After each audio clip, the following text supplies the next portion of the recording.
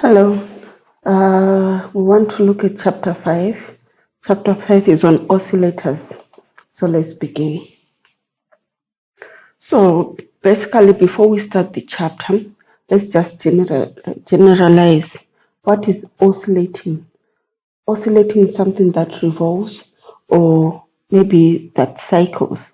So in our chapter 5, as we look at oscillators, we're mainly going to consider a circuit that produces what we call oscillations. So the aim of this chapter is to equip you with the fundamental knowledge of oscillatory circuit and their application in telecommunication equipment.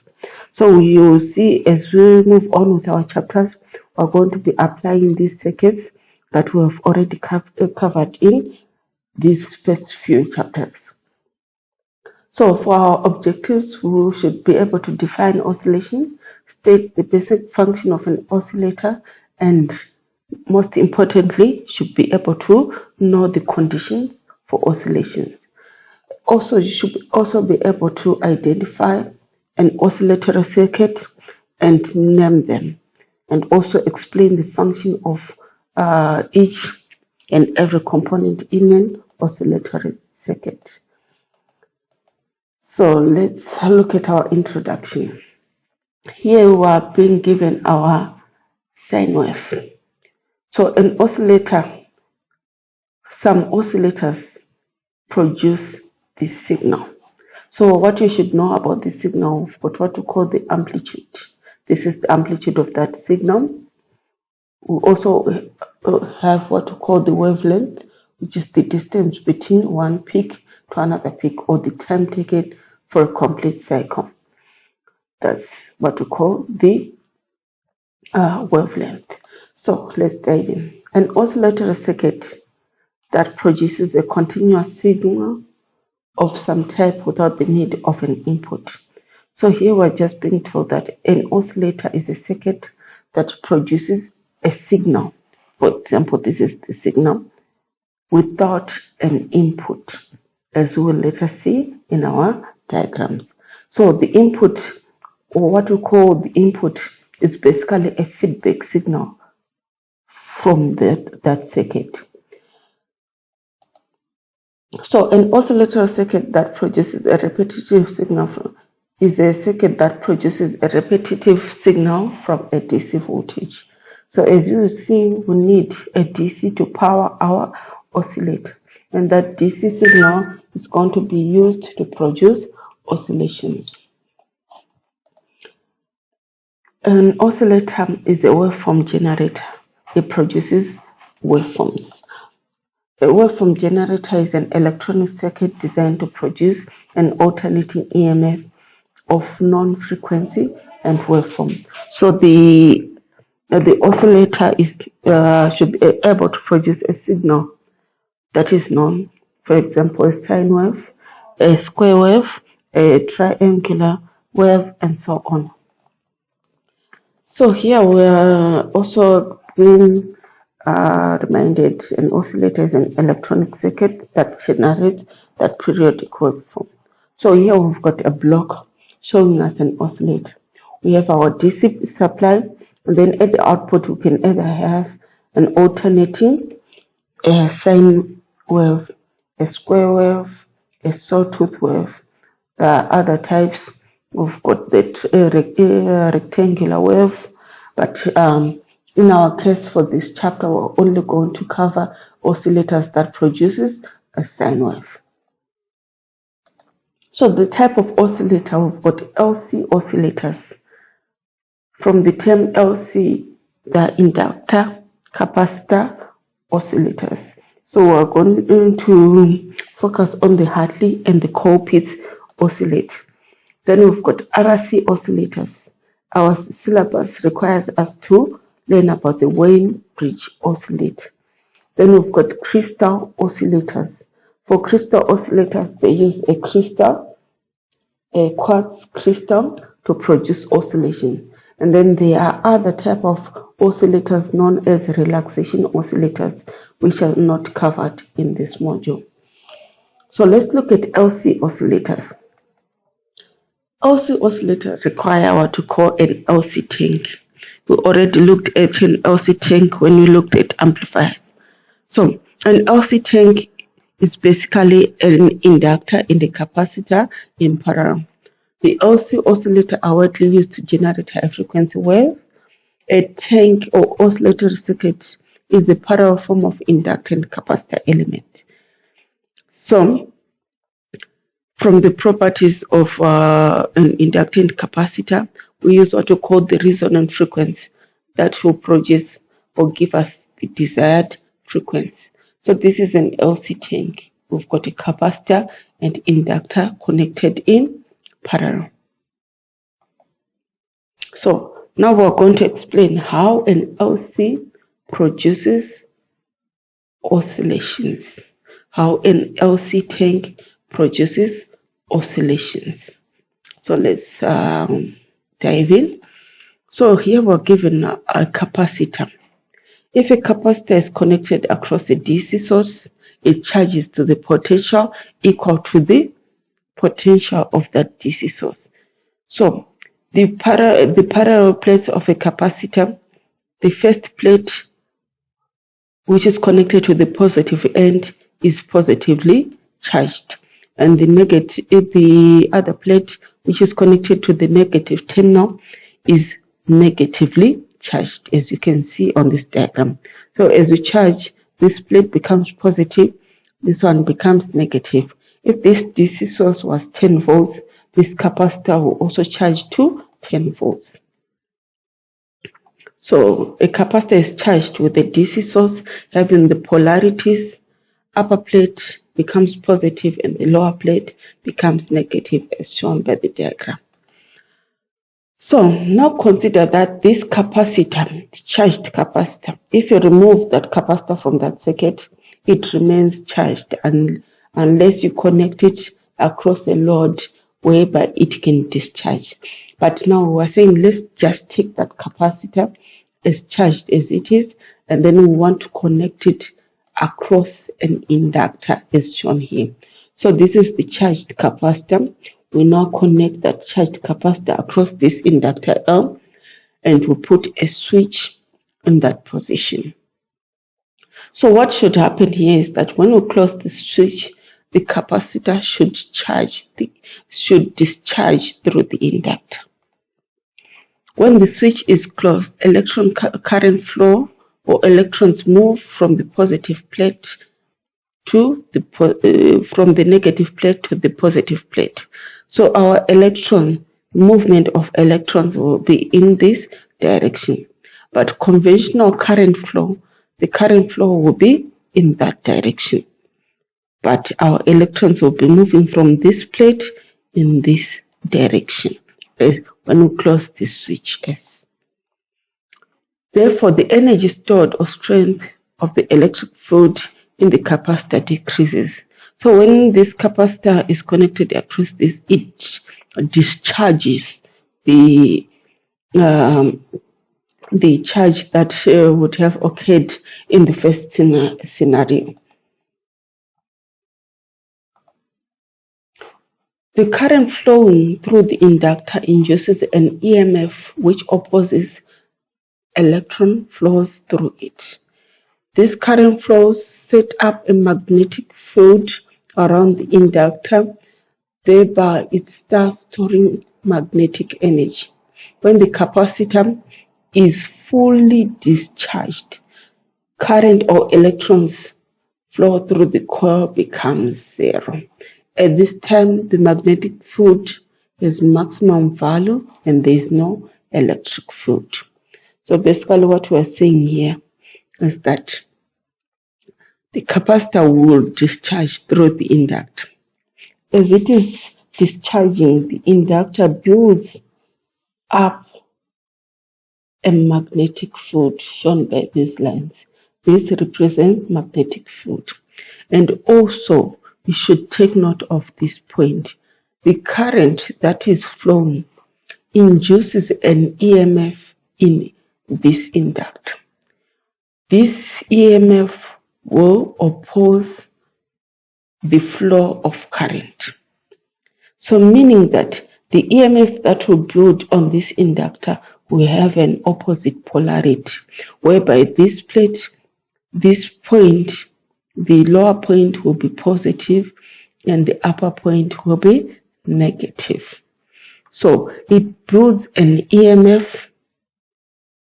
So when this discharges to zero, the magnetic field would have risen to maximum. So it's as if, as we are discharging this capacitor, we are charging this inductor with opposite polarity. So once the capacitor is fully discharged, magnetic field around the inductor starts to collapse, producing a counter EMF. This EMF, according to Lenz's law, as per Lenz's law, this counter EMF produces a current which begins to charge the capacitor with opposite polarity. So what it simply means is that the magnetic field that builds up here causes an EMF on this inductor. This EMF will have this lower plate being positive and this upper side being negative. So because this now is zero, this now has got a voltage which is almost equal to what we had on the capacitor. It actually means that we now have a voltage source here, with this part being positive, this part being negative. So that voltage will now charge the capacitor, because now the capacitor is behaving as our load. So the capacitor will charge.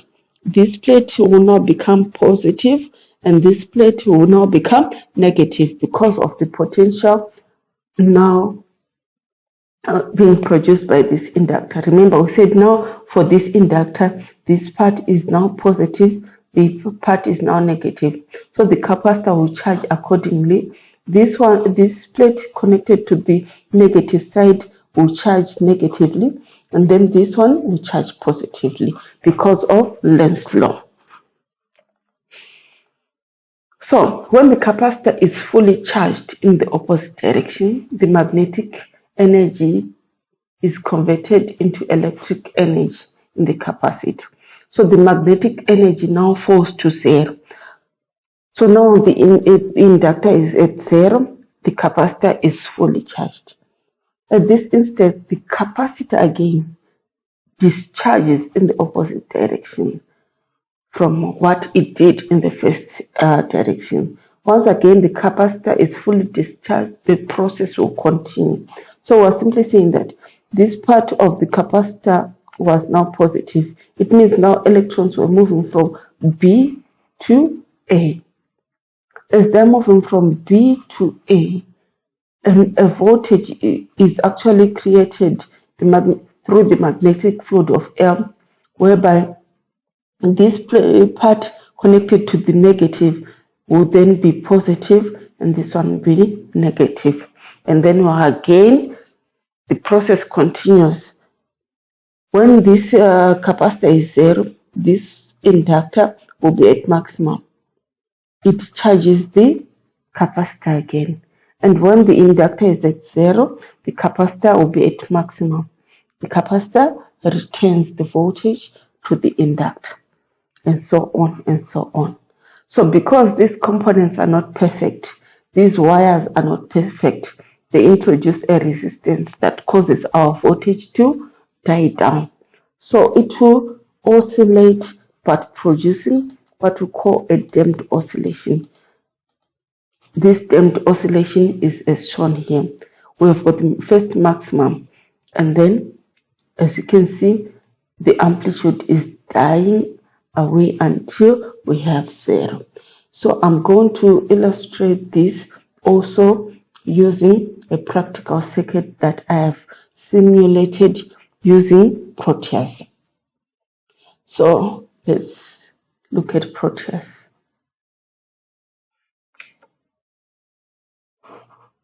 So here I've got Proteus, and I've designed this circuit. So in this circuit, we've got a 12 volts battery, we've got switch 2 and switch 1. So for the first scenario, I want to charge the capacitor. So, let me simulate. So this is an oscilloscope which is going to show us the output signal and how it looks like. So first of all, I'm going to close this switch. As you can see, this is the positive end. It is connected to the positive part of that capacitor. And as you can see, this plate is now positive and this plate is now negative. So when we remove this, the source, the battery, by opening the switch, the capacitor remains charged as shown there. So now, to connect this capacitor to this inductor, we can close this switch. By closing this switch, it actually means that I have connected the capacitor to the inductor. So let's do that. I want you to take note of the changes that will happen on the capacitor as the polarity changes. You can see this is my oscillating signal. So because of the values that I've chosen, you can actually see that it is damping. I used very large values of capacitor and inductor. So my signal is dying away until I have nothing. That is what we call a damped oscillation. Okay, let me start again. Okay, now take a look at this. We're actually changing polarities, right? So as we're changing polarities, it actually means that we're actually producing an oscillating signal.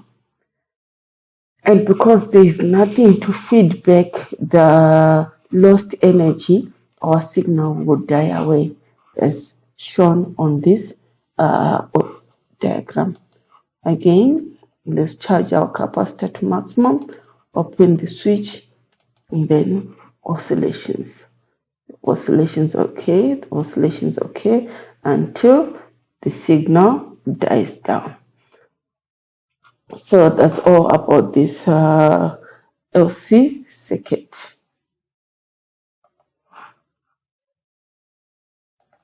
Okay, let's move back to our chapter.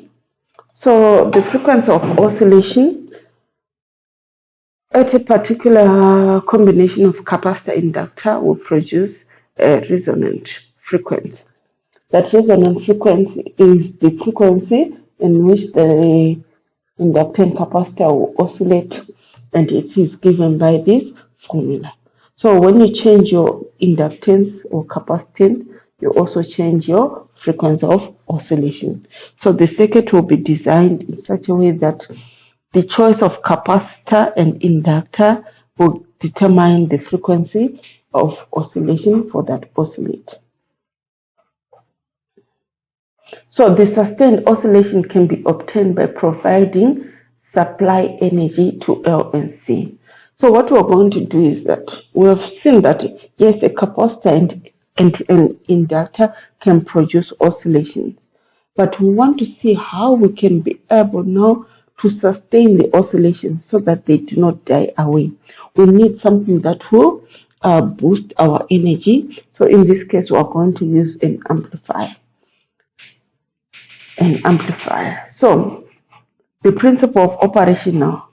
So far we have looked at the frequency determining network, which is the inductor and capacitor. What we are going to add into our circuit is the amplifier and the feedback network. The amplifier and the feedback network. These two will enable this frequency determining network, which is the inductor and capacitor, to sustain the oscillations. So as you can see on this diagram, we do not have an external input. What we have is our output being fed back to be our input. Are we together?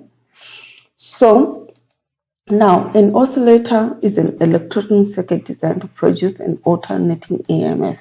We've already talked about that. An oscillator is an amplifier that provides its own input signal, which is derived from the output.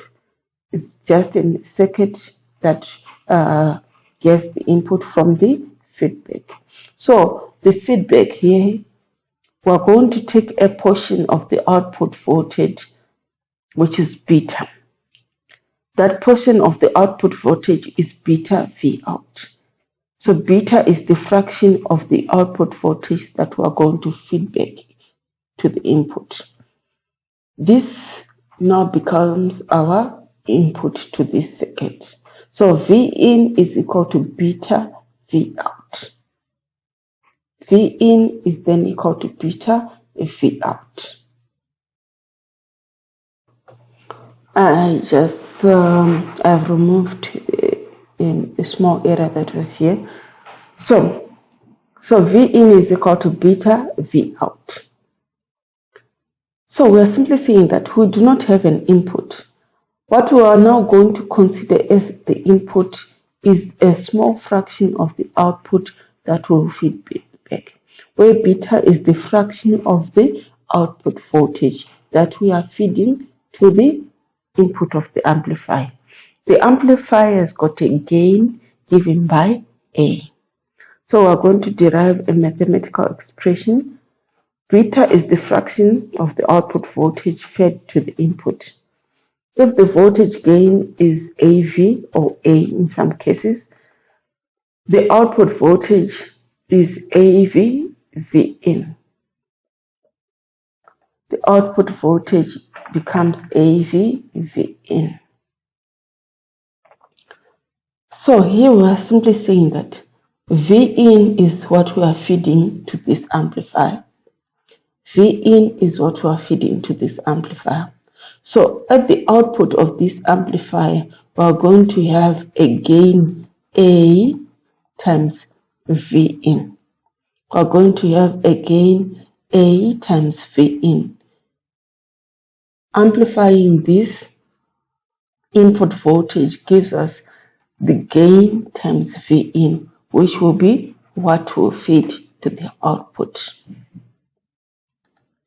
So we're simply saying that the output voltage V out is equal to AV V in. But remember, input voltage is, alright, let me try to explain it. Remember, we said that from the previous diagram here, we said that V in is beta V out. Do you still remember this part? So taking this formula, V in is equal to beta V out, and then plugging it onto the next. If V in is equal to beta V out, but in this scenario, we said V out is equal to AV V in. So beta V out, where V out is AV V in. So we now only have this formula having V in. So now we're going to take this part and bring it to this side. It becomes V in minus beta AV V in is equal to 0. We factor out V in to make V in is equal to 1 minus beta AV equal to 0. So from this, now we can have V in being equal to 0 or 1 minus beta AV being equal to 0, if you still remember your mathematics. But in our case, V in cannot be equal to 0. V in cannot be equal to 0 because we have an output. So therefore, 1 minus beta AV must be equal to 0. If 1 minus beta AV is equal to 0, it means beta AV is equal to 1. So this is one of the conditions that should make our oscillations okay. Gain, which is AV, times feedback factor beta, gives us what we call the loop gain. This is the feedback loop times the gain. loop gain should be equal to unity or equal to 1. This is the first condition. So where beta AV is what we call the loop gain, it is also known as the Barkhausen criterion. So for oscillations to occur, we need feedback, we need amplification. So the product of the feedback times the amplification should always be equal to 1 for us to have oscillations.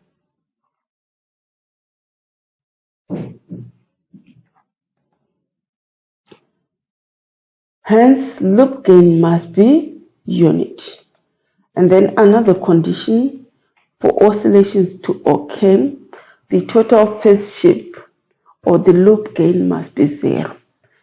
The signal taken from the output should be in phase with the signal at the input of the amplifier, meaning that there should be 0 phase shift, or mathematically we can allow 360 degrees phase shift. Remember, 360 degrees phase shift is the same as 0 phase shift. So I'm going to give you a link for you to understand different waves and what we mean by 0 degrees, 360 degrees, or even 180 degrees as shown in waves. So we're simply saying that for our oscillators, we're going to be looking at these two mainly: phase shift, loop gain. So these are the two conditions that an oscillator should satisfy for it to oscillate. Unity gain condition must be met for oscillations to be sustained. This is the first one. So in practice, for oscillations to begin, voltage gain around the positive feedback loop must be greater than 1, so that the amplitude of the output can build up the desired value. So this is the gain of the amplifier. So initially, as you can see here, what produces the first oscillation is just noise. As we switch on the circuit, a small surge or noise will create our first output voltage. And normally it's very small. It is fed back to the input, because we said the amplifier gain should be very, very high at the beginning. That small noise is amplified, fed to the output, comes back again, fed to the output. When the oscillations are steady, that's when beta AV then becomes 0. If beta AV is not equal to 1, we have non-sinusoidal oscillations. So oscillations, if it happens the first few microseconds, so you might not be able to notice them, but that's what actually happens at the beginning. And then when you reach a steady state, your output then becomes constant.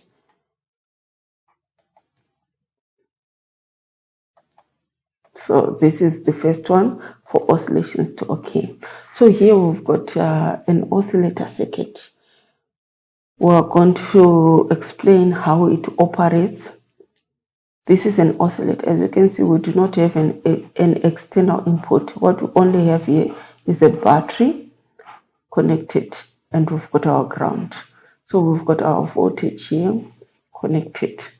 So what happens the moment this voltage is switched on? A small voltage is created that will cause us to have an output here. That output is fed back via L1, L2 to the base of the transistor. The transistor amplifies it, sends it to the output, and so on and so on. So before you even start explaining how it works, you have to understand, we need to look at first which one is our amplifying device. Our amplifying device is this transistor, which will give us the gain A. And then we've got our feedback. Our feedback is taken from L1 to L2. L1 to L2. L1 sends a signal back to L2. L2 feeds that signal to the base of the transistor. And then thirdly, we want to look at the frequency determining network. L1 and C3 here. L1 and C3 are the frequency determining devices.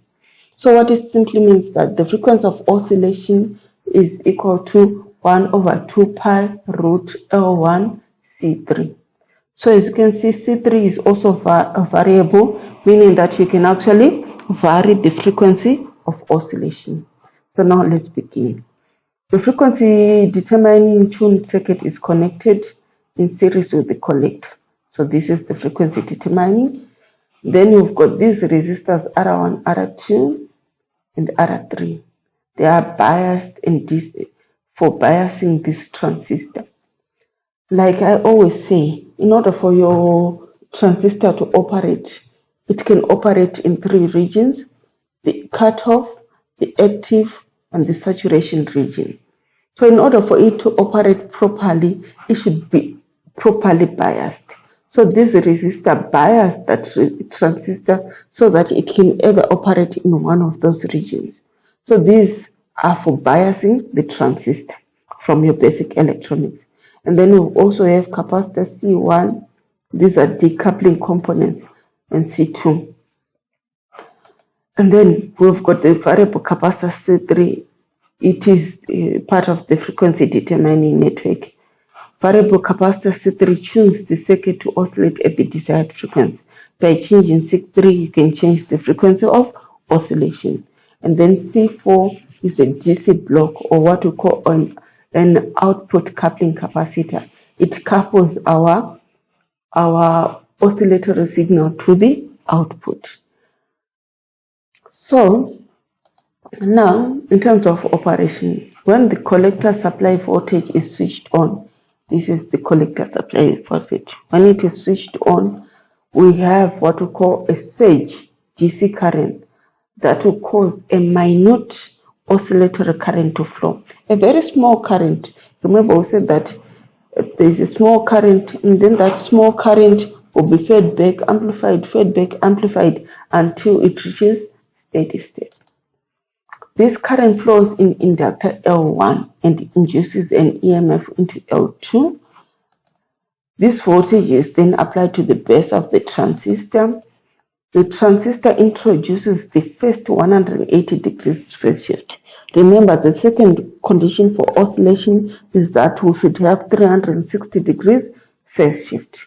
So the first 180 phase shift is taken from this transistor T1, which introduces 180 degrees phase shift between the base and the collector. And then the neutral in L1 and L2 must be such that the loop phase shift should be equal to 0.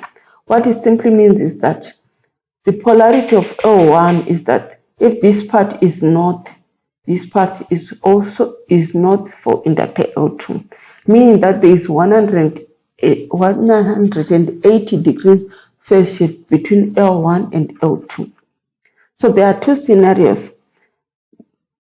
180 degrees phase shift introduced by transistor T1 can be cancelled out by another 180 degrees introduced by L1 and L2 to make phase shift equal to 0. Or the 2 180 degrees adds up to 360 degrees phase shift, which is also equal to 0 degrees phase shift. The amplified voltage causes a large oscillator current to flow in L1 and induces a larger EMF into L2, and so on. Provided the loop gain is greater than unit, oscillation amplitude builds up until a point is reached where the transistor is driven into saturation and cutoff. And then the loop gain is then reduced to unit and the amplitude remains constant. So first of all, it goes up and then down. So This is this oscillator. This is one form of LC oscillator. Let's look at the Hartley oscillator and the Colpitts oscillator. Hartley oscillator is designed to have a tapped inductor. It's just an LC tank, but this LC tank has got what we call a tapped inductor, or we can have split coil like this, L1 and L2, giving us two inductors instead of one, shown by the previous diagram.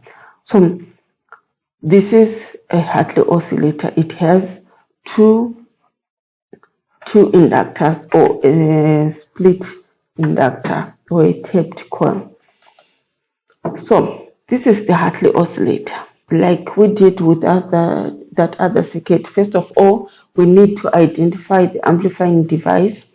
This transistor is our amplifier, and then L and C is our frequency determining network, and then the feedback is taken from the collector to the back to the base of the transistor.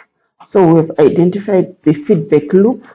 We also identified our amplifying device. We also identified the frequency determining network. Then R1, R2, R3, and R4, they are biasing resistors for this transistor. They are used for biasing the transistor. And then this output capacitor, the output capacitor shown here is the output coupling capacitor. This is a deep coupling capacitor and input coupling capacitor here. So how does it operate? How do we achieve the 180 degrees phase shift? This transistor, again, we introduce 180 degrees phase shift, and then there is 180 degrees phase shift between the upper inductor and the lower inductor to make total phase shift equal to 0, or what we call 360 degrees phase shift. So let's look at this. When the circuit is oscillating, the voltage at point X, okay, let me see. Sorry,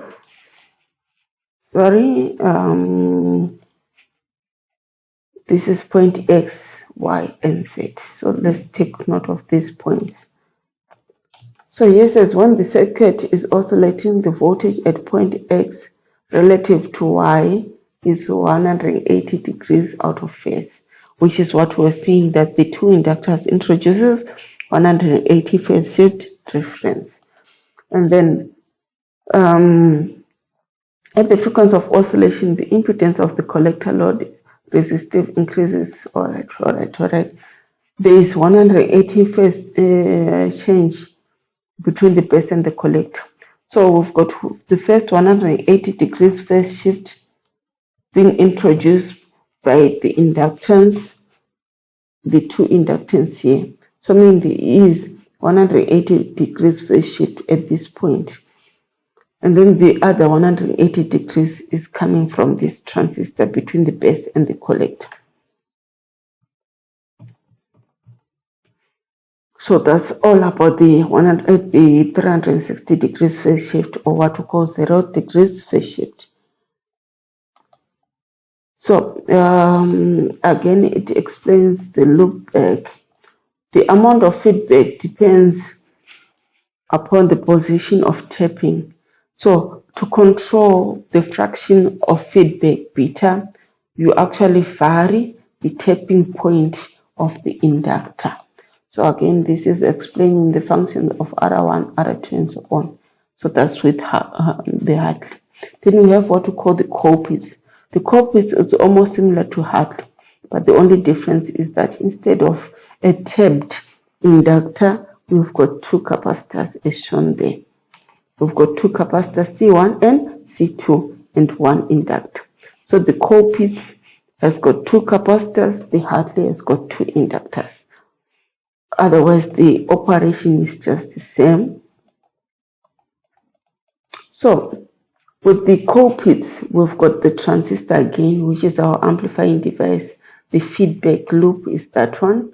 And then the first 180 is produced between C1 and C2. The other 180 degrees phase shift is introduced by the transistor to make the total phase shift equal to 360 or 0. The frequency determining network is L1, C1, and C2. So we'll also look at the frequency of oscillation. Remember, when two capacitors are connected in series like here, the total capacitance will be C2 will be the product over the sum of the two capacitors, which is C1 times C2 over C1 plus C2 will give us the total capacitance. That total capacitance along with the inductance L is what is going to give us the frequency of oscillation. So again, this circuit works exactly the same way as the Hartley oscillator. Okay. So this is the explanation. You can go through it.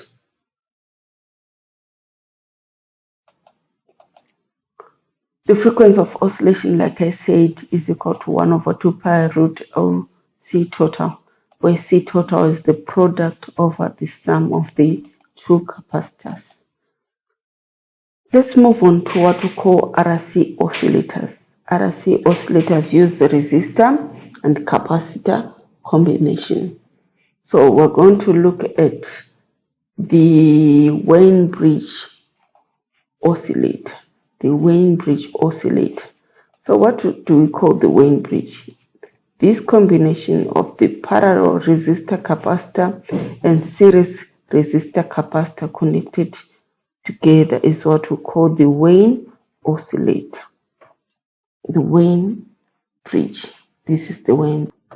I also have another circuit diagram here which shows the Wein oscillator using two transistors. So this is okay, I can see the values. This is R9, R10, C3, C4. As you can see, we've got resistor capacitor in series, resistor capacitor in parallel, which is the same as this combination. But this one is using an operational amplifier, but they are all called Wein-bridge oscillators. So how does it operate? This RC and RC introduces zero phase shift. The zero phase shift or the phase shift between these two cancel out so that we have got zero phase shift. And as you can see, this one is connected onto the positive terminal of the op-amp, meaning that this is positive feedback or in-phase feedback, which is zero phase shift. So the signal is fed back via this loop with zero phase shift. We have this amplifying device, and we've got these two components, these two circuits giving us the frequency determining network. So this in pink here is our frequency determining network. So if I'm to go back to this other diagram again, this is the frequency determining network, and then the feedback is clear. This is the feedback loop from this point to this point. T1, T2 are our amplifying devices. The first T1 produces 180 degrees phase shift. This one produces the next 180 degrees phase shift to make total phase shift equal to 360 degrees. So that there is positive feedback. Right. So in our case here, if we look at our notes, it says that the lead leg circuits, these are the lead leg circuit, is a positive feedback loop of Wein oscillator. The voltage divider limits the gain. So one most important thing that you should know is that the feedback is always equal to 1/3, or what beta is always equal to 1/3 for this oscillator. And the frequency of oscillation is equal to 1 over 2 pi RC. This is whereby the resistors are equal. This resistor is equal to that resistor. This capacitor is equal to that capacitor. But in the case of this one in your notes, in this PDF, where R9 is equal to R10, you find the square root of R9, R10, C3, C4. But if these are equal, if you try to calculate it, it comes back to 1 over 2 pi RC. So now let's look at this one. So you are not limited to which type of circuit to use when you are answering questions. You can use any type of circuit, but it should be a correct circuit. Like in this case, I've got two different types of Wein-bridge oscillator. You can use one which is simpler for you to explain. So for a Wein-bridge, the amplifier should give us a gain of 3, and the feedback should give us a feedback of 1/3. So that the loop gain, remember the loop gain is feedback beta times gain. So 3 times 1/3 is equal to 1 to give us a total feedback of loop gain of unit, which is equal to 1. And the phase shift is 0 because we are feeding to the positive terminal of the operational amplifier. So here, these two diagrams are just showing us the positive feedback is 0 degrees phase shift, and then the loop gain is unit, and therefore oscillations okay. So this is one other thing that you should always include if you are asked to explain the function of an Wein-bridge oscillator, is that the feedback factor is 1/3 and the gain is 3. Then the last type of oscillator we are going to look at is the crystal oscillator. The crystal oscillator behaves the same way as the LC oscillator. Okay, let's jump in. This is the crystal packaged. When you see the crystal, it will look like this when it is packaged. But inside we've got this quartz stone that causes the oscillations. This is the symbol for an oscillator. This is the electrical equivalent. It's just an RLC circuit. So most importantly, the capacitance value and the inductance value in this equivalent circuit are the ones that makes this oscillator behave like a LC tank. So it's just more of an LC tank, right? Crystal oscillator is the most stable and accurate of all oscillators. So if you're asked the advantages of using a crystal oscillator than using an LC or RC, is because of its frequency stability and accuracy. So an crystal oscillator produces what we call a natural frequency. It's a natural frequency. The size of the quartz stone produces a natural frequency. So because of the fact that it is natural, it produces a more stable frequency. So instead of us having the LC tank, we actually now have a crystal producing our frequency determining network. And in this case, they used an MOSFET amplifier to give us the amplification. And then the feedback is positive feedback in this direction. So an RLC determines the resonant frequency.